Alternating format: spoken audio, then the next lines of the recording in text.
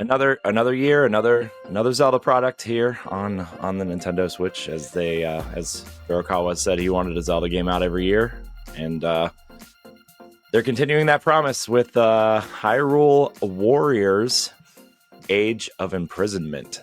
Stephanie, how do you feel as the Zelda person here? It's funny you say that because I'm a massive Zelda fan, obviously, but I haven't really partaken in the spin-off games. I really lost interest quickly in the original Hyrule Warriors. I bought but never played the second Hyrule Warriors, the Age of Calamity.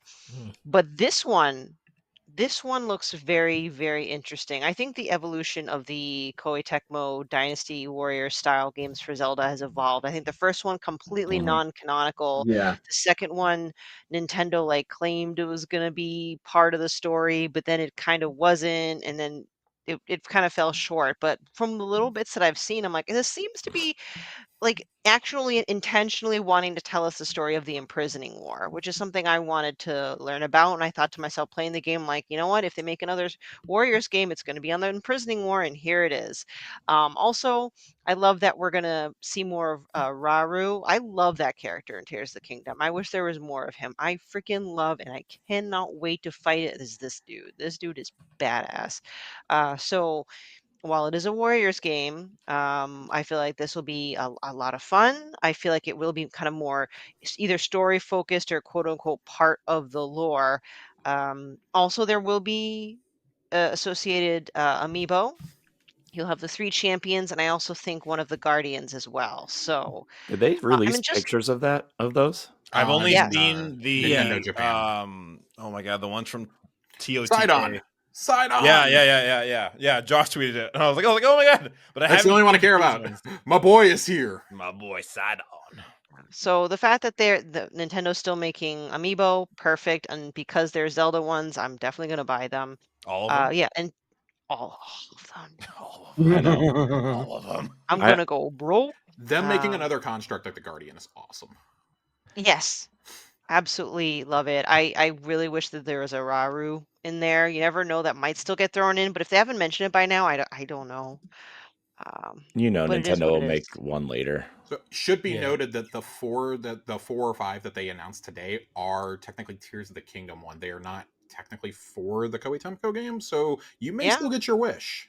Yeah. Yeah, that's a good point. So you never know. Yeah, because they did spend some time, by the way, talking about how there will be upgrades for Breath of the Wild and Tears of the Kingdom and Zelda Notes, which we may or may not cover later. But I do think that this next Warrior style game will be nice. I guess this will be the Zelda game of this year.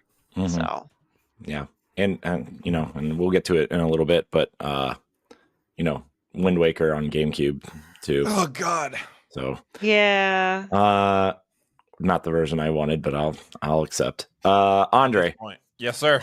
How do you feel about this? Are you a Hyrule Warriors fan? I've always wanted to play, but I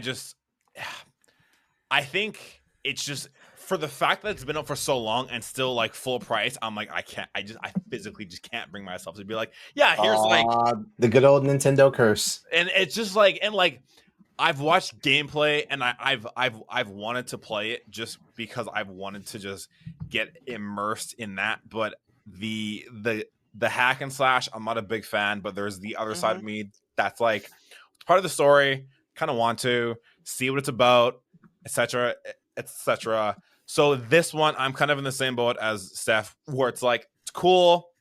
Will I play it? I don't know. If it's on sale, I might get it. Looks cool.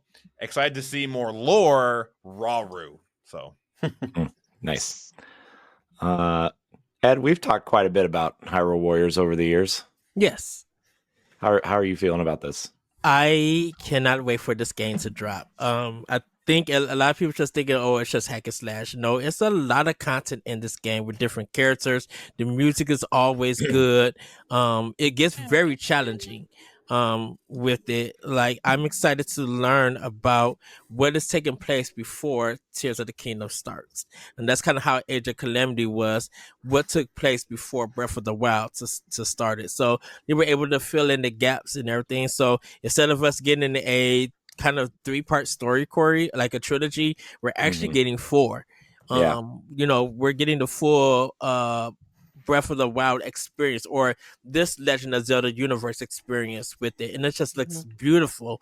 The music is just gonna be crazy. I love the part where Zelda freezes time and you see the arrows moving where her sword is going. I just like, oh, this looks so cool. And then for some people, Zadidorf is going to be in this game, so I and people probably be able to play him. So I cannot wait to see what they have more. Koei Tecmo normally does a lot of Warrior games and everything. So I'm surprised that they started off this year as this game being as for a part of the Zelda. I think I was talking to Grayson, and I told him, like, I think the Anuma and the team are like now in the thinking stages, probably with Monolith Soft. They're probably in the thinking stages of what is going to be the next Zelda game and how it's going to look. They may be trying like art styles, probably thinking of story ideas for it, and I think this is a game that will hold us over. I have For a it. theory about that, but I'll save it. What's the theory? I think me and you have talked about it, Corey. Like my thoughts on like where they could go next for the Yes. Yeah. We've talked about We're it. going to do an expansion pass on that soon. I think now is the best time to do it, actually, because of this game being hyped. I expect Stephanie to be on that episode too. Josh, Laurent, you have anything to say about Hyrule Wars before we move on? That was funny. I have nothing negative to say about this. This game looks cool, and the fact that I'm also one of those people that I'm kind of like I'm invested in like the lore of Legend of Zelda, even though like I'm very stubborn about the Zelda games I play. Like you guys know me, I love the classic like style Zelda games, which is why like Echoes of Wisdom was definitely one of those ones I was like, oh, I gotta get it, but yeah, this would probably be in my library at some point. One that you won't play. Huh? Yeah, What? yeah, exactly. What? Exactly. Yeah. I'll play this. I liked the little bit I played of Age of Calamity. I think Three Hopes was really good. They've done a good job at kind of refining the formula around Zelda and Fire Emblem at this point. I think my only takeaway from this was though I got excited about Imprisoning War because that's something we've heard about in the Zelda lore for like 20 years now, and to actually be able to see some of it was really cool. But the rug pull of seeing Zelda on screen and you thinking that, oh my god, this looks like a mainline Zelda game, and then revealing that it's a Warriors game, even though we already had the Koei Tecmo logo, I was like, damn. Yeah. I really thought we were getting a Breath of the Wild styles game with Zelda as the main character. And that rug pull sucked. Yeah. Stephanie, last thought? Yeah, just a quick last few thoughts is I'm pretty sure y'all remember when Nintendo told us in a direct years past that they weren't going to make Tears of the Kingdom DLC. And I think most people were fine with that given how big the game was. So I think this spin-off within the Tears of the Kingdom kind of story, universe, whatever, is a great substitute and probably the better choice instead of a DLC, number one. And number two, I just wanted to share, I did watch this with my son as well. And when he started seeing the Tears of the Kingdom like mural, he did like a double take and his eyes were so wide and it brought him true joy. So yeah, my daughter was really excited because she's into Princess Zelda as a character, not the games particularly, but just as a character. And like this is the version she knows because she's watched me play Tears of the Kingdom and Breath of the Wild. So like, she was pretty excited. I showed her some of the trailers from this, and this was one of them. And so I know we're about to move on, but I got to go to Nintendo for actually working with 3 teams on the Zelda franchise now. This is the only like series, like Koei Tecmo got the Hyrule games, Grezzo does the 2D style games, and then Nintendo and Monolith Soft does the main games. Mhm. Like that's crazy that actually happened on the Switch, and that's probably gonna be the continued theme for this universe, for this IP. Speaking of the IP, let's talk about Breath of the Wild and Tears of the Kingdom, because it's a new Nintendo console, so they got to release the Zelda games again, right? So we're gonna talk about those, and before we move into the third party games, Nintendo said that they were going to offer Switch 2 upgrades to specific Switch games. I don't know if a price was announced for these updates for Switch Not yet. 2, I think but if you are an Prices expansion, are out. if they are, Yes, prices have been listed for these for the Switch 2 versions of these games, at least at Target and Walmart. They are about $10 more than what they currently are retailing for in most cases. Okay. Yeah, I wonder if you own the game, like the if it's like the PlayStation $10 does, like the difference. $10 update Mhm. upgrade or Yeah. whatever. which would Maybe. make sense.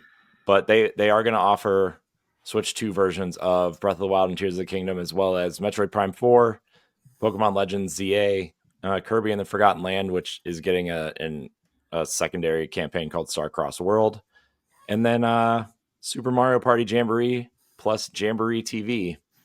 And that will include 3 new or updated modes for the game. And then, obviously, just by the console being more powerful, it will enhance other games, most likely, for free. They did release, Corey, the list of there's gonna be some other Switch games that's gonna get the update for free. All right, just list them off real quick, and then we'll talk about this. It's gonna be ARMS, Big Brain Academy, Captain Toad Treasure Tractor, Clubhouse Games, 51 Worldwide Games, Game Builder Garage, Kirby and the Forgotten Land. Well, I think that one is gonna be paid, but I think that's free with NSO. New Super Mario Brothers Deluxe, Pokemon Scarlet and Violet is gonna be free. Super Mario 3D World and Bowser Fury is free. Super Mario Odyssey is going to be free, and then Link's Awakening, Link's Awakening is going to be free also. Link's and Echoes of Wisdom is going to be free. So all these are all first party games. I Yeah. think it's worth noting. So yeah, Switch 2 versions of these games. I think some of them make more sense than others. I think we could all agree that Breath of the Wild and Tears of the Kingdom, as great as they were, could probably use a boost. Yes, sir. Yes, Because absolutely. Yeah. Not to mention, now they got companion apps, which Breath of the Wild now has Yeah. Google Maps in it, so that's cool. Ugh. Yeah. I'm glad you mentioned that, because the first thing I thought about is like, this is going to be like a privacy nightmare, Mhm. because you're Yeah. linking your phone and your personal data up to a game. Yeah. And I can just see like the ad bots and all this stuff going crazy. Yeah. Plus the fact that there's a good possibility everybody's getting hacked. Google's getting hacked. Microsoft's getting hacked. Nintendo's going to get Laura, hacked, and personal let data's me- going to get there.